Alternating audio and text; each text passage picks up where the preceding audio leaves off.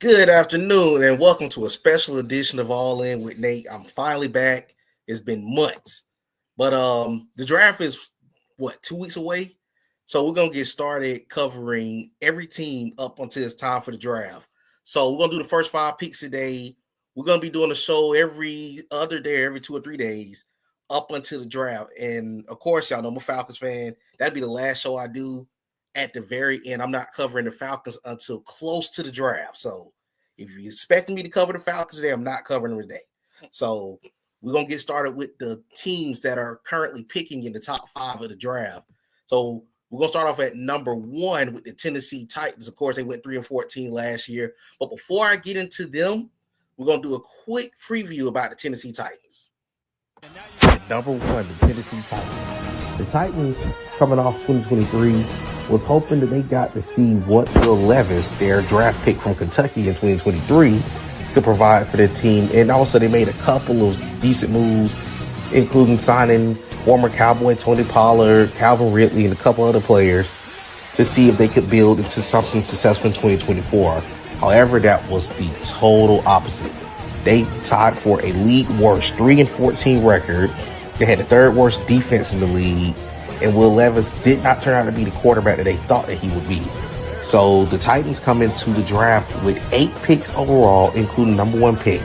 So they will be looking to address the quarterback issue and to definitely revamp this roster, which is definitely depleted of talent. Up next, we discuss some of the draft needs, some of the draft picks, and what do we see the Titans doing in a few weeks at number 1. Coming up, the Tennessee Titans. All right, so that's about the Tennessee Titans. Like we said, they thought they were going to get something out of Will Levis, and he just happened to fall completely off.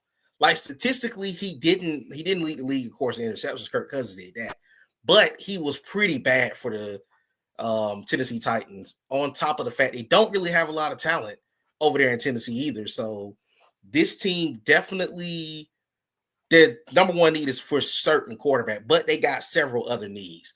But I'm bringing up their needs. I want to bring up their current depth chart too. So as you see, these are the top needs for the Tennessee Titans. And I also want to bring up their depth chart so I can speak a little bit further about this Titans roster. So of course they're coming in with they brought back Callahan as the head coach, but they got a couple of big needs on this team. As you see, their offense really don't have a lot of talent. Calvin Ridley is their number 1 wide receiver. That's one of my needs for them. They definitely need another receiver. Yes, Calvin Ridley had 1,000 yards receiving, but they don't have a lot of talent. They picked up Van Jefferson. Treylon Burks turned out to be an absolute draft bust. So they're desperately going to need to get a wide receiver. Even if they don't get it, of course, they're not going number 1 to get it. There will be no way, no circumstances that they go at number 1 and pick a wide receiver. It's going to likely be Cam Ward. But the next thing outside of getting the right tackle, which I mean, they got J.C. Latham. They just brought him in. So I think they kind of would be moving too soon to go get them a right tackle. However, I think that they definitely going to have to address getting another playmaker at wide receiver, because no disrespect to Calvin Ridley, but Calvin Ridley is a veteran wide receiver at this point in time. So you need another guy to come in there. Also, I'm going to scroll down on their depth chart. There's to the defensive line. And as you see, they run a 3-4 defense. They don't have really any talent on that defensive line. Jeffrey Simmons is, of course, a outstanding talent for the Titans. However, when you look at the rest of this defensive line, Joseph Day-Sebastian he's really a defensive tackle that's playing DN. T'Vondre Sweat is not a bad pick. He's actually had a really good year last year. He had some pretty good plays. I know y'all probably remember the one we got to pick against the Bengals. Draymond Jones, he's a linebacker, of course. Cody Barnes, a linebacker. Arden Key, those are your pass rushers. They also brought in Lorenzo Carter, who's a Falcon, for a couple of years. They don't really have any talent on that defensive front outside of Jeffrey Simmons. And of course, they brought in Xavier Woods to be a safety. They have Armani Hooker at safety. And then, of course, you got L'Jarius Sneed and Jarvis Brownlee. They don't have they are really, really depleted of talent all the way across the board. So there's a lot of needs they could really address. But with 8 picks, it's only so much you can address. But let me hit these comments real quick. What's going on, Dave? He said Cam Ward. It'll definitely be Cam Ward. I'd be shocked if it's anybody else. And he said their whole offense. I agree. Their whole offense truly need to be revamped. They're probably the least talented offense in the NFL when you look at their roster from start to finish. Chig Okonkwo he's a solid tight end, but he's not a great tight end. He's not a starter in this league, if you ask me. They brought in Kevin Zeitler on the offensive line. They brought in Dan Moore this offseason. Van Jefferson is nobody's wide receiver 3. They definitely need to address this position all the way across the board. And when you look at the rest of their wide receivers, you got James Prochet who came in. They have no talent at wide receiver.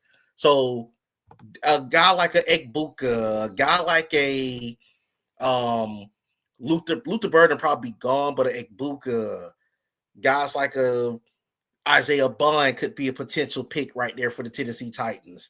So you got several guys that could go into that spot right there and really be addressed. So once again, they got to go get them some talent on that team from start to finish. It's not just at quarterback.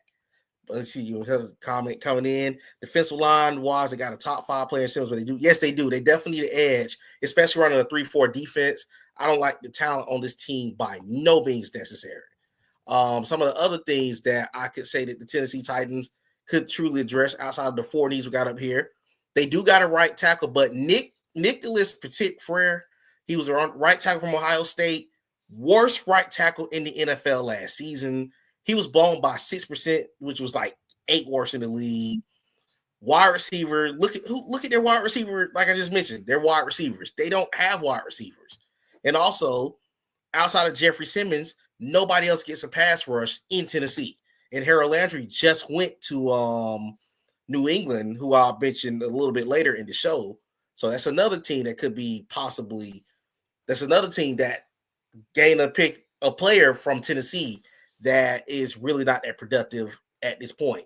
And just bringing up what Dejan said, T-Mac, Golden Bird. Yeah, absolutely. Them 3 going to be going at number 1. So Egbuka would possibly be your best shot in that second round. But again, they're going to need some talent throughout this draft. But I'm going to come off of their depth chart, and then I'm going to bring up to you guys who the pundits are saying at this point they're going to be picking at number 1. So every pundit has them taking Cam Ward from Miami. So I don't think that should be no surprise to anybody.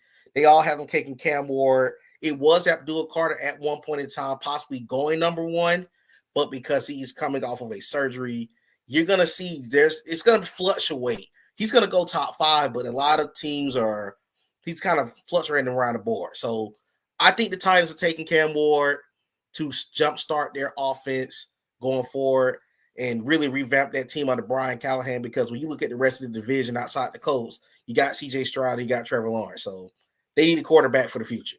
But that is my spiel on the Tennessee Titans. We are going to move on to the next team on the board, which is the Cleveland Browns, who also went 3-14.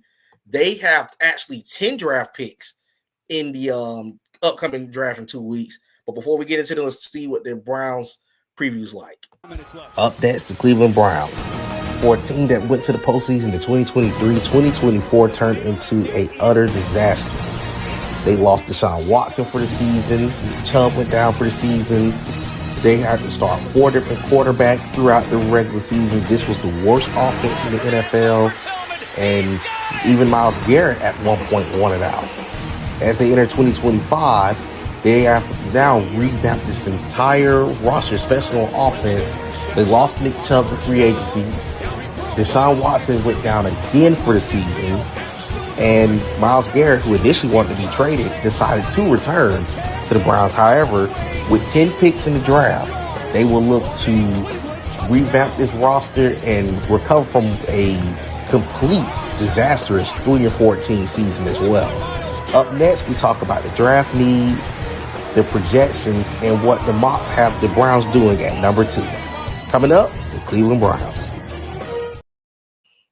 All right, just talking about the Cleveland Browns. This is another team that's in a weird position and lost a lot this offseason. Nick Chubb is in free agency. They need a quarterback because Deshaun Watson is not it. They've wasted all that money on him. They need wide receiver help. They got Jerry Jeudy, but outside of that, who else is wide receivers? Like, this is another team that's really in a weird spot. And of course, they almost lost Myles Garrett in the trade, so it's bad. Like, it's a little bad for them right now in Cleveland. Let me hit these comments real quick before I get in depth with them. Dangerous said another team that need a lot of help as well. And tell what's going on, bro. He said Hope LeFron slipped to a great team. He's been slipping in a lot of current mocks. I've seen mocks have him going to New Orleans. I've seen mocks have him going to Pittsburgh. I've seen a mock have Cleveland actually taking him at the top of day 2. So that's going to be an interesting thing to pay attention to as we lead up to the draft. But I've noticed in recent mocks, he's been dropping in comparison to previous mocks that was out there. But before, let me go to their needs. And of course, their needs are quarterback, running back, left tackle, wide receiver, linebacker. I'm going to bring up on the screen their depth chart leading into the draft as of now. I want to kind of touch on the situation with these teams as we're talking about them. But just to give you guys a look, this is the situation right now in Cleveland. Their starting quarterback is on paper, Deshaun Watson. But of course, we all know Deshaun Watson suffered another injury during rehab back in January. So he will not be back for the start this season. So currently, Kenny Pickett is their quarterback on the team. This could be a Shedeur destination. However, I really think they may go best player available also and potentially look at a Quinn Ewers or a Jackson Dart in the second round. They need to get a quarterback. This has also have been a rumored team to kind of tap back into the Falcons for a moment. This is a rumored Kirk Cousins destination, depending on how the season goes for them. So this would be interesting to see if they decide to come get Kirk Cousins, or do they skip that and decide to double up and go get a quarterback in the top of the second round. So that's going to be something to watch out for. Running back, Nick Chubb is in free agency. He's coming off an injury. Somebody saw my dog, man. I hate to see my dog in free agency.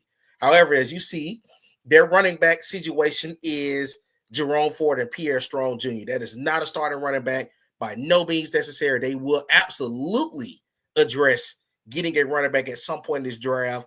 It's too much talent at running back. You got Trevor Etienne. You got Travion Henderson and Quinshon Judkins. You got Scantbo from Arizona State.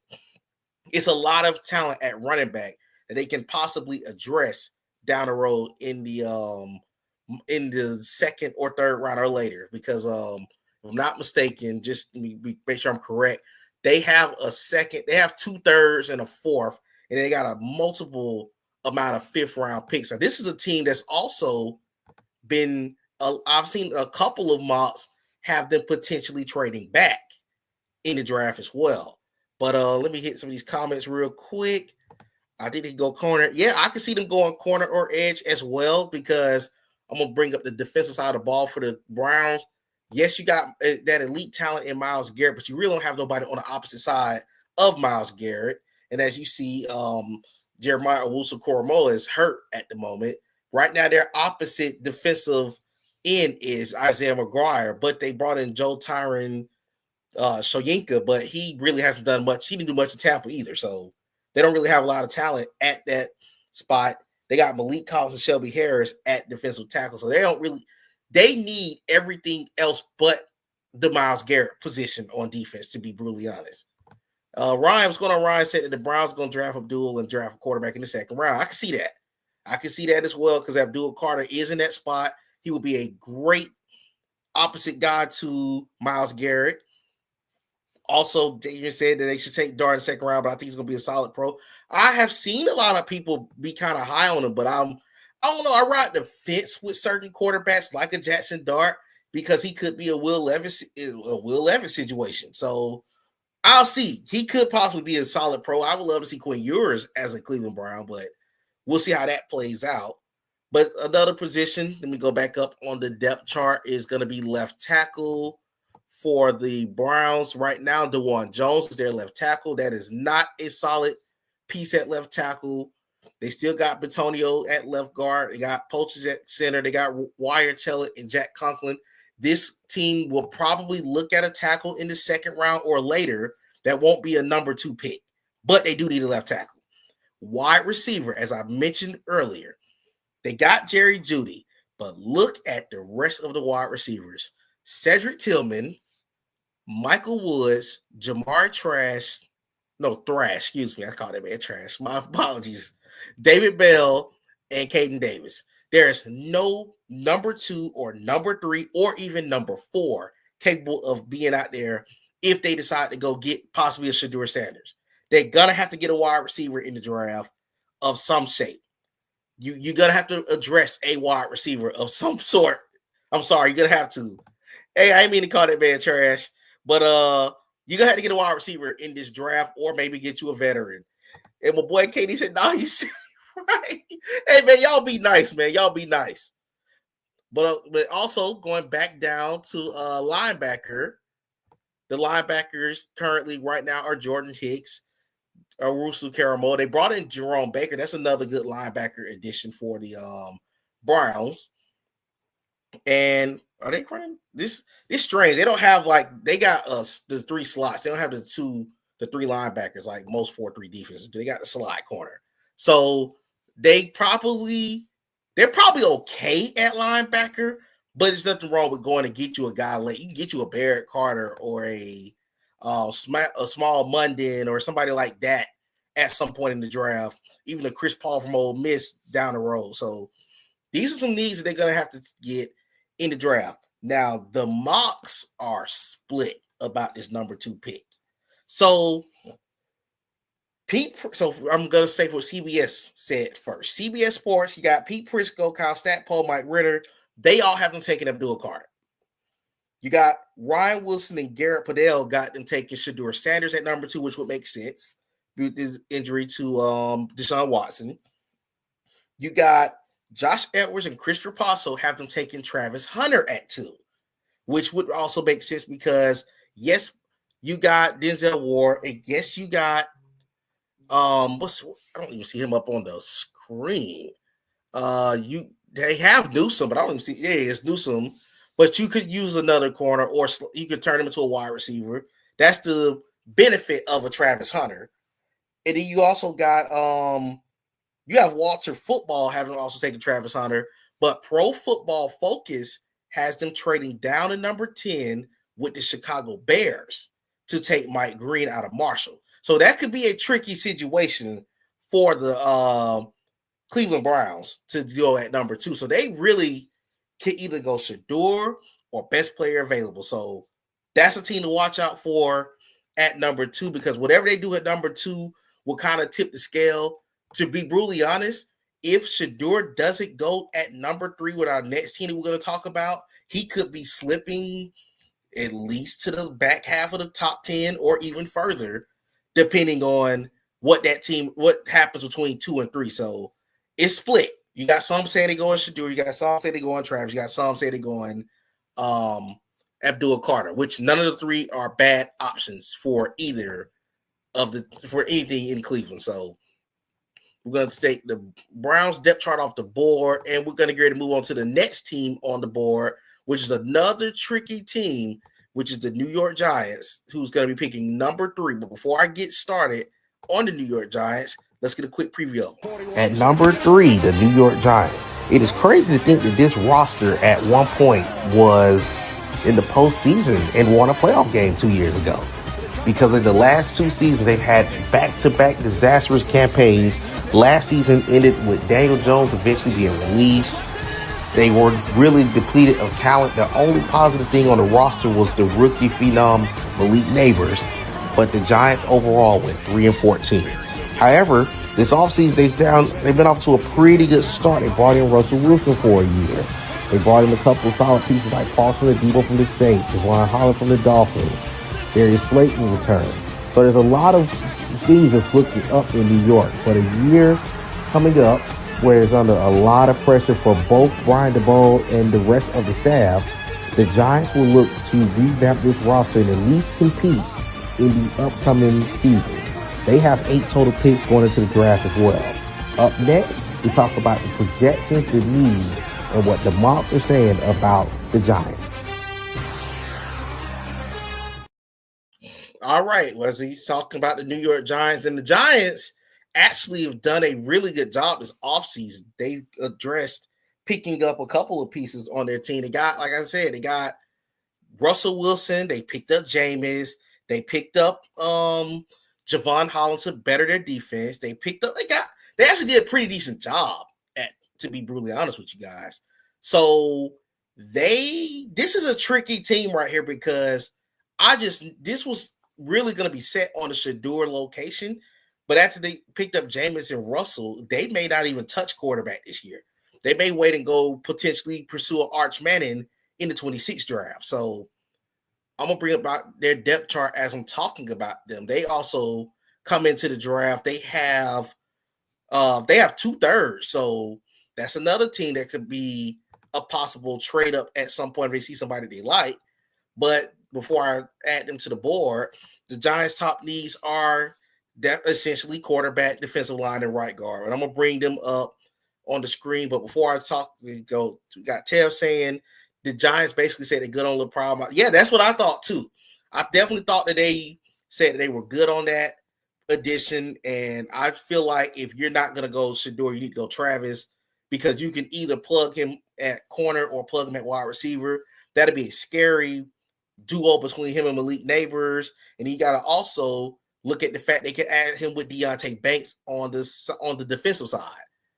And let's see, you got a bridge. Yeah, I think the same thing. They got a bridge quarterback for the year, and Travis or Will. Yeah, I definitely feel the same way as far as that. But I'm gonna bring the depth chart up for the Giants. Make sure I got them up on the screen. Okay, let's go to the Giants. So again, this was a different. So the Giants made some solid moves to get to this point. That while we're talking about, they may not go Shedeur at this point. So you now got Russell Wilson and Jameis as the quarterback.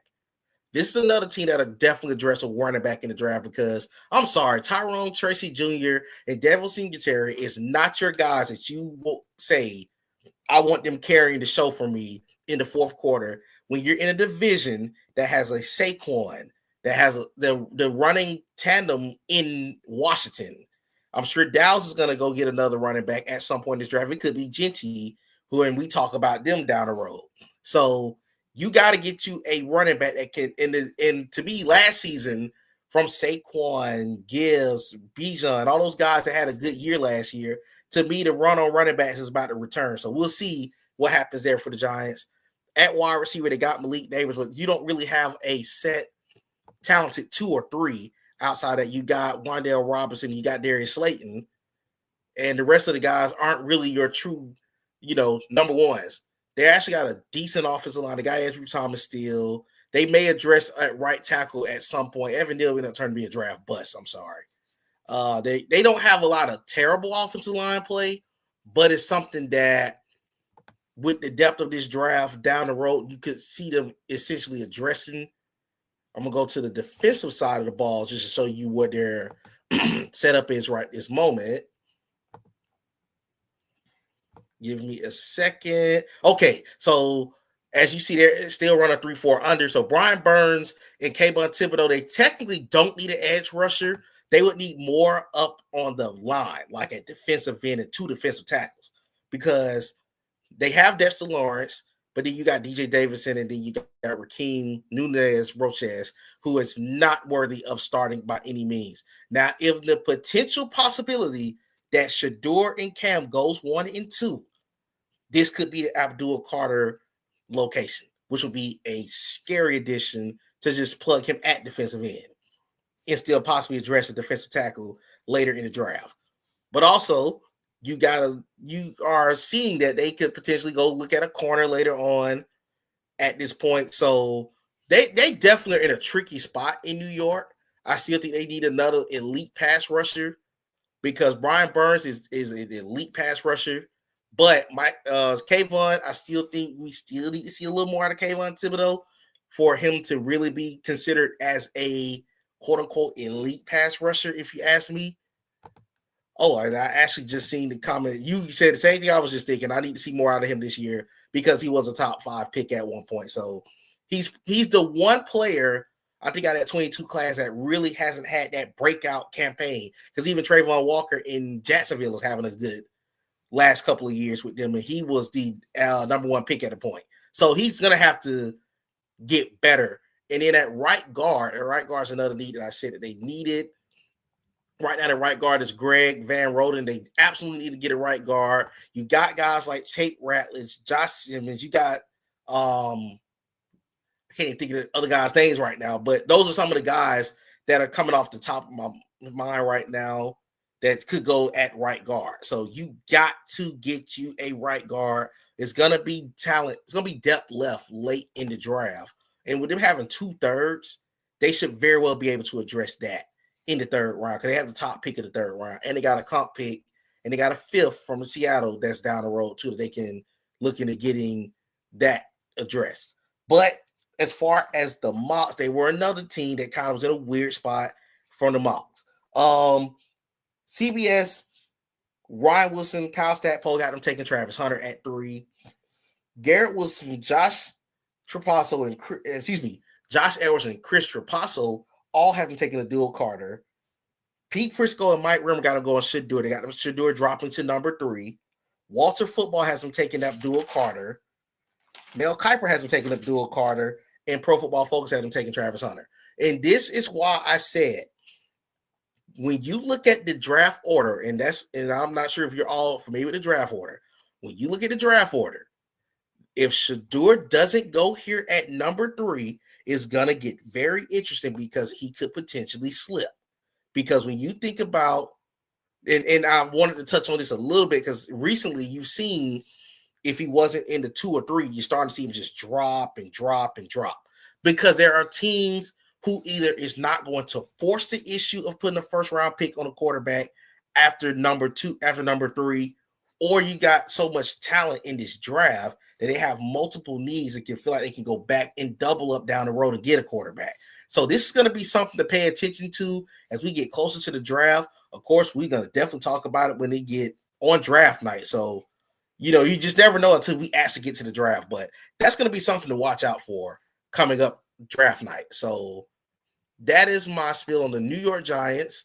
We're going to get ready to get down to the next team on the board who comes in with 9 picks in this upcoming NFL draft, and that's the New England Patriots. But before I discuss them, let's get ready to talk about the Patriots. Up next, the New England Patriots. 2024 was a disaster as well. Even in the first season, a former Patriots linebacker, Jerod Mayo, as the head coach. A lot of bad drafting over the previous years finally caught up to this roster as they only won 4 games as well, and unfortunately, Jerod Mayo got fired. However, they replaced Jerod Mayo with another Patriots legend, linebacker Mike Vrabel, who was also the former coach of the Titans, who will also look to revamp this roster. And they got off to a pretty good start this free agency. They brought in Milton Williams. They brought in Stephon Diggs, Carlton Davis, Harold Landry, Robert Spillane. Just some of the names that they brought in to revamp this roster. Now the Patriots entered the draft with the number 4 pick overall and a total of 9 picks in the draft. Let's see what their top needs are, what the projections will be, and what the mocks have them doing at number 4 in the NFL draft. Okay, talking about the Patriots coming up. The Patriots actually did a very good job so far in free agency. They had a lot of money to work with. They brought in Milton Williams, who had a great Super Bowl against the Chiefs.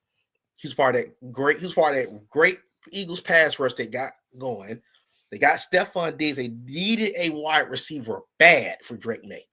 They brought in Carlton Davis. He's a solid corner. He had a good year in Detroit. You remember him at Tampa. Harold Landry is who I was just talking about in Tennessee. They needed pass rushers on both sides of the ball, so that's a good pickup for them. He's not your number 1 pass rusher, but you also can get away with using him going forward. But they've had a really good offseason. And then, of course, they brought in Robert Spillane. So they were dressed a lot. At on the team. They also brought in Morgan Moses and Garrett Bradbury. They've had a really productive offseason. But they do got a couple of needs that they still got to address. But before I touch on that, going on Telltale say they got it. Yes, they've had they've had the best free agency of any teams going into the 2025 draft. So they've really done a good job. They spent wisely, and I think that team is really doing a lot to improve that depleted roster from what it was at one point in time. But to show the draftees, left tackle, wide receiver, pass rusher.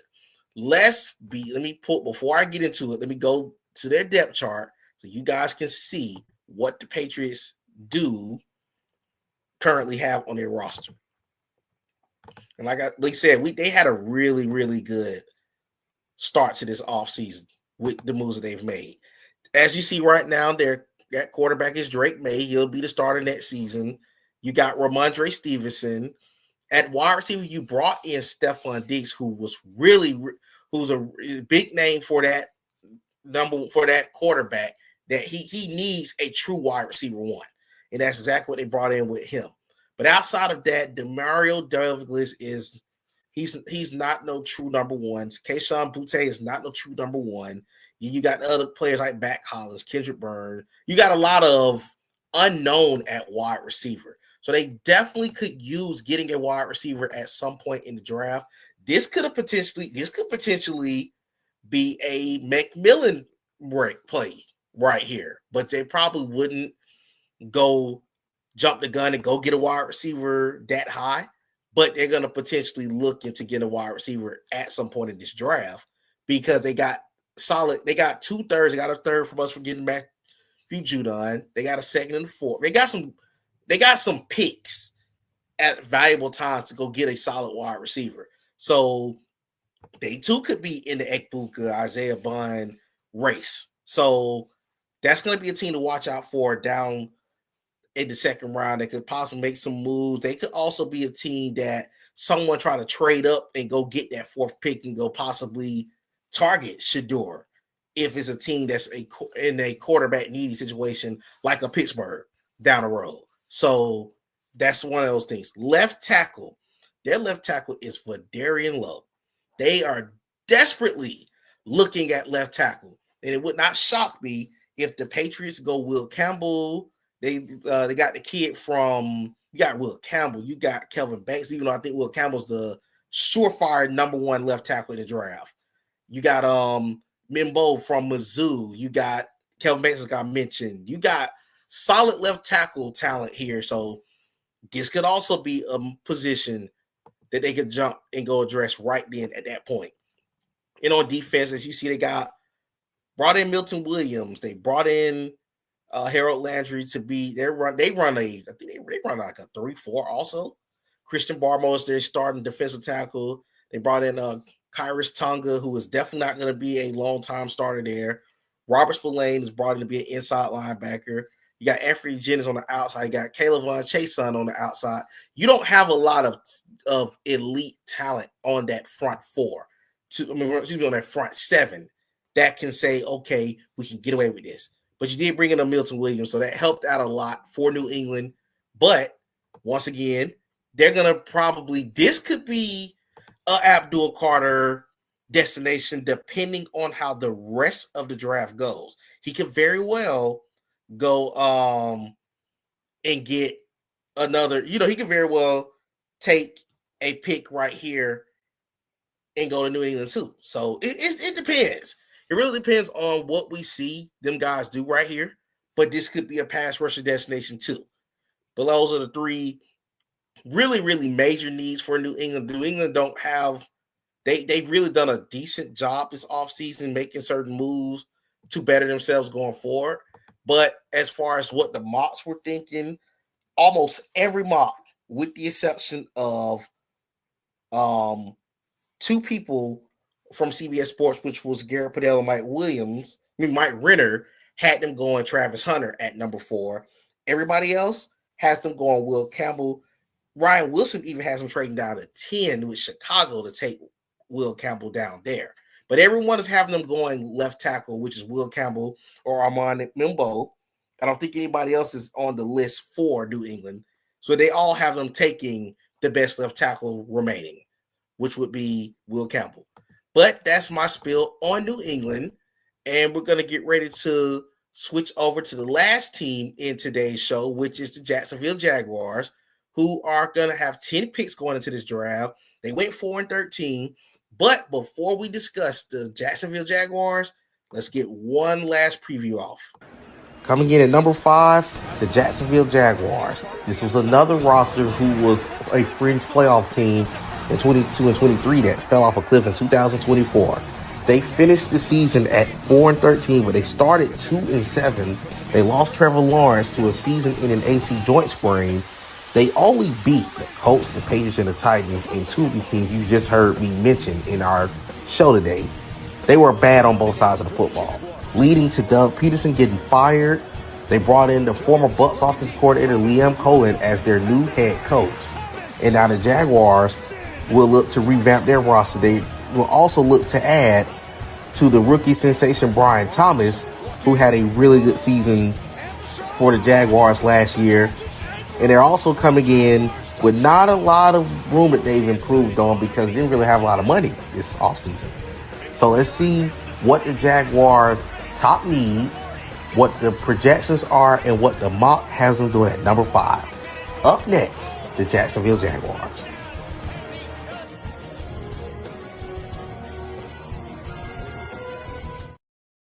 All right, last but not least is the Jacksonville Jaguars. As I mentioned, they're number 5 on the board. They're in a weird spot. They lost their head coach. They don't really have a lot of talent over there in Jacksonville either. So it's like they're in a strange spot if you're Jacksonville. Jacksonville definitely need to upgrade their offensive line going forward. They don't really have a lot of talent there. Wide receiver, yes, I just mentioned that Brian Thomas was incredible. But when you think about, and I haven't gotten to their depth chart yet, but I think they lost Christian Kirk because of cap casualties, Evan Ingram because of cap casualty. He went to Denver. They don't have really any talent at wide receiver because Parker Washington, not a number 2 receiver. Brenton Strange to me is not a full-time starter. I think you can upgrade at that position to be a lot better. Trying to think who else. That's really their current wide receivers. I don't think they really have a lot of talent there. The secondary could use a definite upgrade. They brought in Jerry Jones this offseason. They brought in, I'm trying to think this guy's name. They cannot think of his name, but they haven't really had no really good moves like that because they ain't really had the money, or I don't think they really have an identity yet. So we haven't seen the best of that team just yet. I truly think they have and teams just went up and down to feel like it was nothing on the Jaguars last year. So just to go bring up their needs, offensive line, wide receiver, cornerback, safety, I'm going to go ahead and bring onto the screen their current depth chart as we enter weeks before the draft. So as we currently see, let's look at so you got Lawrence, you got Trevor Lawrence, you got Etienne, you got Brian Thomas Jr. But outside of that, you brought in De'Ami Brown, who is not a number 2 receiver. He's a solid piece, but he's not number 2 receiver. Gabe Davis is coming off with surgery. Parker Washington is not your number 3. You definitely have to get a talented wide receiver at some point in the draft if you're Jacksonville. But when you look at this offensive line, Walker Little, not a starter. Ezra Cleveland, not really a starter. Robert Hainsey, not really a starter. Patrick McCarry, not really a starter. They lost, I forgot his name, Scherf. They lost Scherf this offseason. And then Anton Harrison. They don't have, when you look at that offensive line, that might be the worst offensive line on paper in the National Football League. And that is not even me exaggerating. Look at the talent on that offensive line, and you tell me who has a worse offensive line than the Jacksonville Jaguars currently.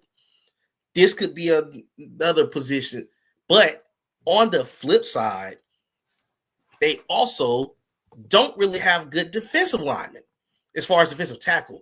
Josh Allen and Trayvon Walker are really great, But when you look at the defensive tackle over there, Art Armstead did not turn out to be the player you thought it was going to be. Mason Smith, Devon Hamilton, Jordan Jefferson, Tyler Lacey. That is not talent on that defensive tackle, in that defensive tackle room. And for a team that run a 4-3, if your edge rushers are doing all that work and they're getting, blocked by the best offensive lines in the league, like the Detroits, the Baltimores, the Kansas Cities, and those teams like that, if they can't get pressure on the quarterback on the outside, what are you going to do up the middle? Because right now you're not getting anything from your defensive tackles because look at the talent level there. And then when you look at the secondary, they got Tyson Campbell, and then you got Jerry Jones. They're not really that talented on that back end. They were the worst secondary in the league last year. It was Jordan Lewis they brought in from the Cowboys and Eric Murray. Those guys are not no true number one starters. To me, these are more depth pieces. They could very well go into they could use a lot of depth on defense in this draft if you're Jacksonville. And Jacksonville, yes, they got a number 5 pick. They also, I'm trying to find out what's their other picks so I can kind of touch base on that. So they have a first, a second, 2 thirds, 2 fourths, and a 5th. So they really got a lot of decent top picks. They got 4 picks in the top 110, so they can really make some moves if they please to in that positions. But they got to do something at this point in the draft. You cannot sit there and walk away with the depleted talent. And see, the bad part about it is, yes, they need secondary help, but they could use several starting offensive linemen. They definitely need to upgrade at least one position at defensive tackle. They got to get it done. So last but not least, also like we just said, corner and safety, they're not really that talented at that position. So the mocks right now, Pro Football Focus has them taking Mason Graham. Walter Football has them taking Mimbo to upgrade that left tackle position. CBS Sports, 6 of their pundits got them taking Mason Graham, which will totally upgrade their defensive line. Mel Kiper got them also going Mason Graham. Pete Prisco has them taking Travis Hunter. He's them dropping to 5, which would also work out great for the Jaguars at that spot as well. So that's the Jaguars' needs. But again, it's going to be interesting. We've gotten past the top 5 teams in the draft. But that should conclude this show. I thank you for tuning in. The next I think I've got it scheduled. I'm going to give you guys a schedule Thursday. We're going to cover teams from pick 6 to 10. I think that is the Panthers. I think that's the Panthers, the Jets, the Raiders, the Saints, and the Bears. Okay, those are the 5 teams. So we're going to get into those 5 teams in the next show, which should be Thursday sometime. It could be around this time Thursday or maybe even later in the day on Thursday. But again, I appreciate you all that watched and tuned in. For you that will tune in later on, I thank you for watching. If your team is coming up on the mock, please chime in. You can send me a mock draft. You can send me your opinion on what you think your team is going to do. I will gladly accept it, and I will actually share it on this show. But until then, this has been an episode of All In with Nate, part 1 of the mock draft. Part 2 is coming Thursday. Look forward to seeing you guys back here on Thursday. Until then, have a great rest of your Taco Tuesday, and we'll be back on Thursday. Good day, everyone.